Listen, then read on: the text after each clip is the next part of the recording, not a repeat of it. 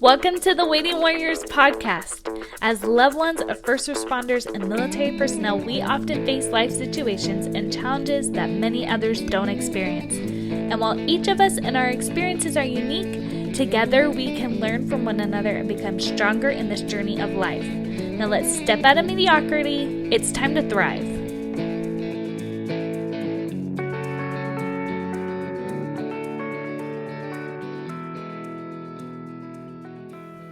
Hi guys, welcome to the Waiting Warriors. I'm excited for today's guest. We have Melissa Rasmussen, who is a fun person that I have met online, and I'm excited for you guys to get to know her.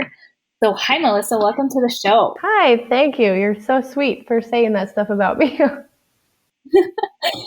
So let's just get right into it. Sure. Tell us, what's your current situation? What job does your husband have, and all that kind of fun stuff? Okay. My husband's a police officer. He has been one we're coming up on 6 years, which has been kind of fun with the way the country has been loving police officers lately. But so he is a police officer. He does field training. He's a field training officer, and he's also on SWAT. So he stays pretty busy. Yeah. And he loves it. And so I support him 100%. Awesome. And what's your family situation? I'm just a stay-at-home mom. Not just. I shouldn't say just, because that's such a blessing to be able to do that. But we have 3 kids. We have a 6-year-old who's in kindergarten, and she is just the sweetest thing ever. And then he'll be turning 4 in March. And he is all boy. Oh my gosh. Like if you could write a book about a little boy, he's just cars and trucks and balls and hitting his sisters. Like it's totally, that would be our boy. He's almost 4. And then we have a almost 2-year-old who stands up to her brother all the time. And she just will tell him to stop. And she's our little sassy one. So that's what I get to hang out with all day, are those 3 little angels. So that's what I do.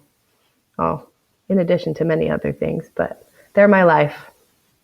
Yeah, I was gonna say you're not just anything. I remember you saying you have 3 small businesses as well. I do. That's one of the things that keeps me sane as my husband's working so much. When we moved out here, so I grew up in Utah, and we moved to Arizona for his job. And my family's big. There's 10 people in my family. So I was used to having big celebrations for everything, even little things like President's Day or little holidays like that aren't technically as big as 4th of July or whatever. We would always get together and have picnics, and any excuse to get together, my family would get together. And then way. I mean, it's awesome. I love it. And then we moved here, and his family lives in Mesa. So they live a good over an hour away from us. So we have family, but we get together maybe once a month. And I remember the first holiday we were here, that we were away from my family, I totally had a little pity party. I was like, oh, I'm just sitting here by myself, and my husband's at work, and my family's having a party. And I was just totally being a little whiner baby. But I decided, instead of just sitting there and crying to myself that I was by myself and I was having to celebrate things by myself, that I would just get over it and get busy. And so what I did, 5 years ago, oh gosh, I can't believe it's been 5 years. I started doing just little things. I started doing stuff on the computer. I got Photoshop gifted to me, and I started making digital cards and printables and stuff like that. And when I wasn't doing that, I would take online surveys. I just tried to stay as busy as I could, because at that point we only had our daughter. She was only a year old. So I was trying to stay busy with that, and that did pretty well. But I got kind of tired of sitting behind the computer all the time. And so I still have that. I still kind of do that. It's kind of on the back burner. My true passion, besides my kids, is photography. Which you're wonderful at. Oh, Holy cow. She just sent me 2 pictures that we'll be posting with the episode on Instagram and Facebook. And they are the picture of your daughter and your husband just kills me. I feel like so sweet. I love it. everybody needs that picture, whether you are a police officer or a soldier. If you have little kids, you need to go and get that picture taken because that is ridiculous. Just the love. Like she's just looking up at her dad with just this love, and like she just loves and adores him, and you can see it in the picture. And I'm so glad I was able to capture that emotion. It is perfect. I love it. And that's the thing with photography, is being able to capture emotions and to freeze a moment in time. Like she's not going to be 6 years old forever. And she might not always look up at her dad like that. Like there might be times where we go through the whole teenager thing where I hate you, blah, blah, blah. And we could look back on that picture and say, oh, she is sweet. Like, so that's why I love photography so much, is just you capture emotion. I don't really like the pictures that it's cheese, like where it's really posed and it's, I just like real. That's kind of more what I like. Wonderful. So yeah, that's my passion, is photography for sure. I love your stuff. If you guys are in Arizona, look up Melissa. It's great. So one thing I do like to talk about on the Waiting Warriors is like the importance of self-care, because I know that through our journey, we have learned that it's so important to put extra effort into ourselves. Otherwise, we're not much use to anybody else. So I'm curious what you and your spouse do for self-care. Our main thing we do for self-care is workout. We have always been very active. I was a college gymnast, and so I've been active my entire life. And so that's what we do. My husband has recently found jujitsu, which not only is it something he enjoys and it's a release, but he can also apply it to his job, which he kind of likes, that he'll know how to take care of situations if they arise. And so he does that. He loves jujitsu. He just started it. And he also is a big time woodworker. Well, I wouldn't say big time. He loves it. I think he would be big time if he had more time, but he's currently making our like a headboard for our bed, and it's this huge, not just a headboard, it's our entire bed. So the headboard and the footboard, and it's got these like cubbies, and so yeah, he does that, and he does a lot of he fixes up our house. It's just that's what he does. He likes using his hands, and I think that's one thing he does for self-care is like you need to have a hobby. You need to have something you enjoy, because life is not work. Yeah. Life is your family at home, and you just need to find what you love and do it. Yeah. So, and self-care for me, like I said, working out, but I'm a big reader. Photography itself is a release for me. Being able to get out and interact with other people instead of just my kids, like talk to an adult occasionally is kind of nice. I have that outlet through my photography, which is just awesome. That's good. So obviously everything's crazy with him working and you working. So what do you guys do to stay connected as a couple with all that crazy? Netflix. Just kidding. We do watch a lot of Netflix. We like relaxing when he gets home. We like relaxing and watching TV. But we have our entire marriage. We've been married almost 10 years. It'll be 10 years this August. We have continued to date each other. We didn't just get married and we're like, okay, I got him. That's good. Like, you snatched him. He's stuck. Yes, he's stuck with me for a while, so we better like it. No, we date. We have a date night every week, and when we had our kids were smaller, we would take them on our date with us. And I know that doesn't really sound like a date, But when you're cooking every day and cleaning, it's nice to get out and not have to prepare the food. And so it was kind of a date. But now that we're settled and now that our kids are older, we get a babysitter every week. And I mean, financially, babysitting fees add up, but it's too important to our relationship and our marriage that we get out, just us, without the kids, and reconnect and talk about whatever and not have to worry about one of our kids throwing water on the floor or wiping faces or whatever. So we're able to just solely focus on each other. And I think that has been one of the greatest strengths in our marriage, is making that a priority, that we do a weekly date night. And it's not always expensive. I mean, you can go for a walk in the park and have a picnic, and that's just a perfect date night. You don't need to go out to eat and see a movie or go bowling or whatever. Like, just be together and make that a priority, because your kids grow up. They won't always be there, but your spouse will always be there. And so it's important to foster that relationship and keep that relationship as strong as you can. And so we've definitely put a priority on date nights, and I love it. Keeps me going. I love that. That's amazing. And you guys sound pretty like set on it, and it just happens. You just make it work. And that's the thing. Like, we created a habit early in our marriage of doing it, and now 10 years later, it's a necessity, not just habit anymore. It's something we need. Whoa. Words of wisdom. What's everybody saying? Mic drop. It created the habit, and now it's a necessity. I love that. And it's totally true, though, because, my husband and I, we got married and had kids and joined the Army all kind of in like one foul swoop.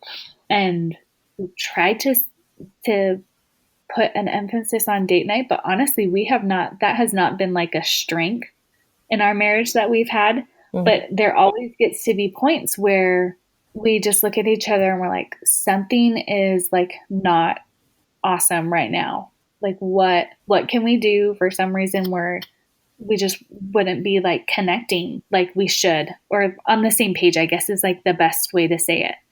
And we'd like sit back and like, okay, what's going on? It's like, oh, we haven't gone on a date in 3 weeks. That means we haven't spent any real time together for a long time. And I think you just kind of, it's so easy to get lost and absolutely forget that it's so important to just kind of be with each other and say, hey, who the heck are you? Because we're married, but I think kind of go our separate ways during the day.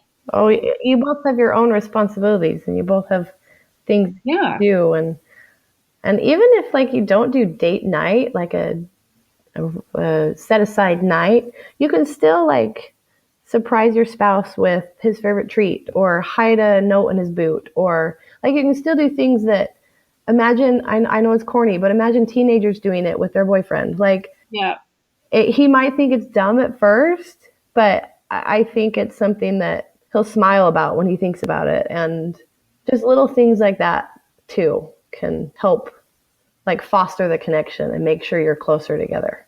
Yeah. I love that comparison, because it makes me think of all the crazy things I saw people do in high school, like to ask somebody out for prom or something. And then it's like, oh, why do we let that go? We should totally keep that going in our marriage. So kudos to you.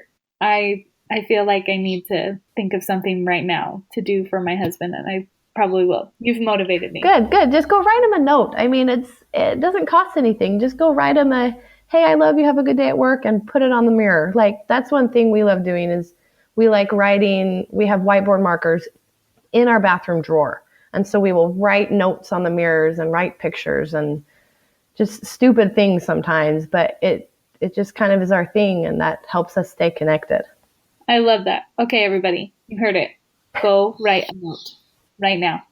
Okay, so you're doing a great job staying connected as a couple, but what do you guys do as a family? Because obviously that's important as well. Yeah. The family thing is so much harder, because we have the three little kids that are on a different schedule than my husband. He used to work, what was his shift? Oh gosh, now I can't even remember. He used to work 4 p.m. to 2 a.m. Oy. Yeah, I don't remember what all the shift names are, but that used to be a shift, and he loved it, actually. It worked for us. We figured out a system, and every July at our department, they have what's called a shift bid. And so your shift changes every July, unless you have seniority and you're able to keep it, and your squads always change. But anyway, so we got a different shift this time around. He works 11 a.m. to 9 p.m. And I used to think that shift would be the worst because it's all day, like sucks. But it's actually the only one that will work with our daughter's schedule. Going to school, he gets to take her to school every day, and then that's it. Like that's all the time he gets with her. So we've found since she's gone to school that it's super important that we have a weekly family night. We like stop everything we're doing. We come together as a family. And sometimes we just play games. Sometimes we just sit and talk. So it varies. But we have that time that we put our phones away. We just shut everything down and just focus on each other. And it strengthens our relationship again as a couple, but also with our kids and our kids with each other, because they have to sit next to each other and not hit each other for at least 20 minutes. Like it's just perfect. Isn't that funny how that is sometimes the goal? Okay, just sit and not yell or hit each other. Just 20 minutes. Yeah. Oh. But I love that you guys set that time apart, because the longer we have been military and the more we talk with other military families, I hear all the time that the kids just don't know their dad anymore, or the dad like feels like he doesn't know his kids anymore, and it's because the schedule sometimes doesn't allow it. And we've had a lot of experience lately with officer families as well, and shift work. Like kudos to you guys for doing shift work, because that is just so crazy. And I know it is, like, it's hard when they have the shifts where they're literally gone all day long, but I love that you guys devote just a time. And even though it's only once a week, and that seems like, I know that kind of may sound lame to some people, like, oh, you only get to be together as a family once a week. But I think it's almost better than some other families who have their dad around, their dad's only gone 9 to 5, because it's an intentional time. Right. And I love that you do that. And I also think it's important to have family meals together. Like my husband works in the city that we live, and so he's actually able to come home and have dinner with us during his dinner break. Oh, awesome. Which is just amazing. This is the first time he's had that opportunity. And so we have that. That's only like half an hour, but he's able to sit down, again, no phones, no technology. It's us sitting, eating, and talking. And so we have that almost daily, which is super important. And I think you just need to find time to be with your kids. If you don't get to see them, you need to take them on dates. Like go out and get ice cream. Like it doesn't have to be anything huge. Yeah. Just reconnect. I love that. Like you said, like this is the first time that you guys have had the opportunity to have him come home for the dinner break. But I think it's great that he jumped at that. Yeah. Just kind of take the opportunity where it can. One of the biggest lessons I've learned in 2017 is that everything is like a season. Yeah. And it's almost like just sometimes you got to ride it out, and sometimes dad's not going to ever be home for dinner. And that's okay, because we have XYZ time with him. But then once he can be back, I love that. I love when parents choose to be back and to kind of seize the opportunity, because it probably could be, quote unquote, easier for him to stay at work. Wherever. Like, just go to the PD and have lunch there. Like, yeah. Right. And there, you can think of a ton of reasons why he should do that to strengthen work relationships or camaraderie, or take a break or have him time. But I love that you you guys jumped on the opportunity to be together. And that's the thing with military and law enforcement and other first responders. Like, you need to be flexible. You can't be set in your ways, because sometimes you don't make the schedule. Sometimes you don't have a choice. And so if you're not flexible, you're going to end up being pissed off like the majority of the time.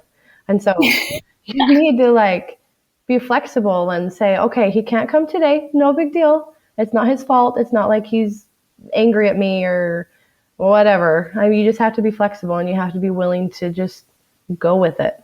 Yeah. Like, he's missed a lot of holidays because he has to work and he can't get it off because it's blacked out.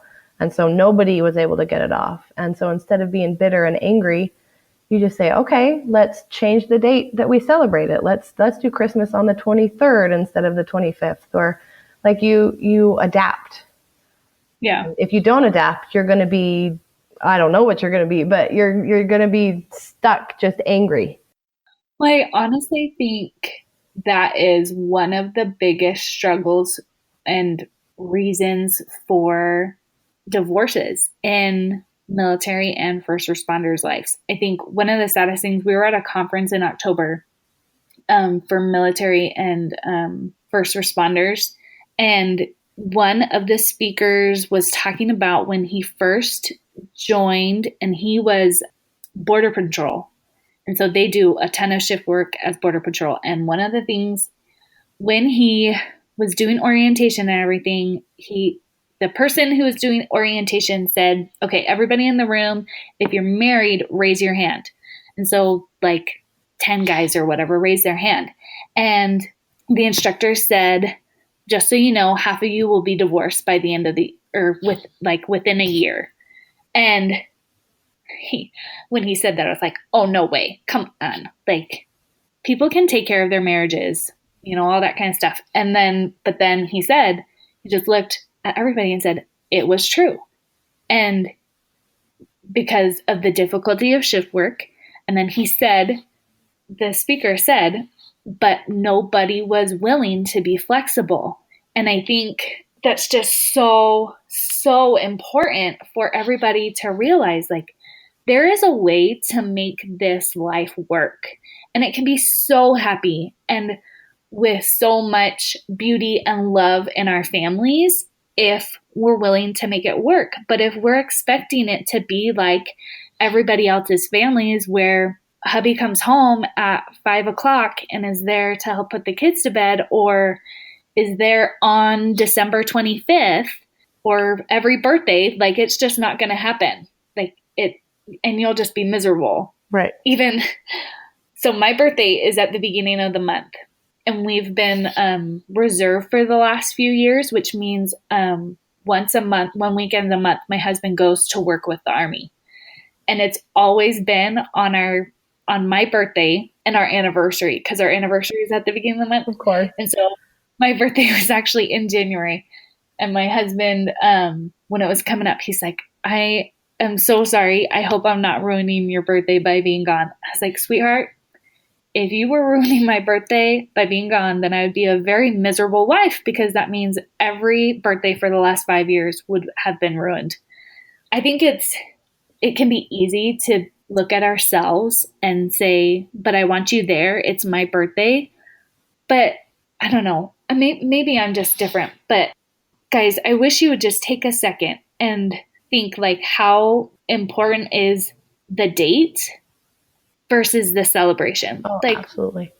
We still celebrated my birthday. You can still celebrate Christmas and have a wonderful party. Or if you want Christmas to be super spiritual, you can make it just as spiritual 2 days before. Like, it's totally possible. And lots of people do it. I mean, you're not alone. Whatever you're struggling through, you're not alone. Like, I'm a part of, 3 like police officer wife groups on Facebook. And I know there's groups for practically anything. And so you're not alone. You can find people that if you need to vent, there are people that will listen and totally 1,000,000% understand what you're going through. Yeah. And that's actually a perfect segue to actually announce that I just set up today the the Waiting Warriors Facebook group. So that's kind of if you need a place for questions or just to vent. I want to keep it a positive place, but I also understand that there are things that we do as loved ones to our service members and first responders that is just really ridiculously hard, and that's okay too. But so yeah, there is a Facebook group. If you look up the Facebook page, The Waiting Warrior, and then within that, you'll see on the left-hand side a place for groups. And so there will be a Waiting Warriors group where we can talk with each other, we can help each other. If you just want to send out any positive message for the day, that works out too, because you do not have to do it alone. And you're on Instagram too, right, Michelle? Yeah.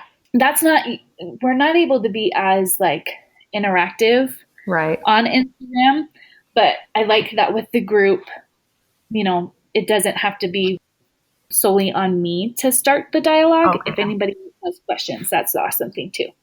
Okay. Well, let's end with my favorite question. What is your key to thriving that you want to share with Waiting Warriors? I've been thinking about this a lot, and I even asked some of my law enforcement wives what they thought. And kind of the common thread, the common theme was flexibility. You need to be flexible, because if you're not, you're just going to be angry because you don't set it, just like we talked about. You need to be flexible. You need to communicate with your spouse about everything. I mean, I know, like with my husband's job, and I know with the military, they see some things that they would rather not voice. I mean, my husband has obviously seen too many dead bodies to count, and he has been witness to some pretty horrific things. And I know he doesn't want to talk about it, and I don't push it with certain things, but if it gets to a point that he needs to talk about it, he knows I'm there. And he knows I will support him and I will listen. And it goes both ways. If I'm just done with the kids and I just need to get out of the house, he understands, he gets it, and he listens. And so you need to communicate about your emotions, about kind of your place where you're at. And I mean, obviously you have to communicate about schedules and stuff like that. I know some husbands have a hard time with that, but like keeping your schedules aligned so he doesn't miss a birthday party that I forgot to tell him about. And then I'm angry at him for missing it, even though it was my fault, type of thing. So I just forgot what my first one was. Flexibility, communication. And then the last one, oh, no, I can't remember. I should have written it down. Sorry, everybody. Those are good tips, though. I had it in my brain, I think I'm just going to stick it to those two. I think those two are the best things to help you thrive as a family that comes from a difficult job. We'll just put it that way, I guess. Yeah, a nice way of putting it. Okay, well, ladies, I know I have been well fed today, and I know some things I'm going to go change. Maybe not tonight, but tomorrow for sure. But thank you, Melissa, for talking with us. Again, this is Melissa Rasmussen. Check her out on her photography on Instagram, guys. What is it again? The Puddles? It's Puddle Designs Photography. Yeah. Check it out, guys. And just love the crap out of that picture that I'll be posting with her little girl and her husband. It is too ridiculously cute. Okay, well, thank you guys for listening with us, and until next time, have a great day.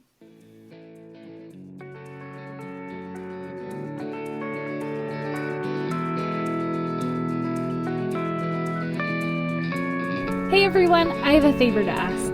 If you have enjoyed this podcast, can you leave a review and subscribe?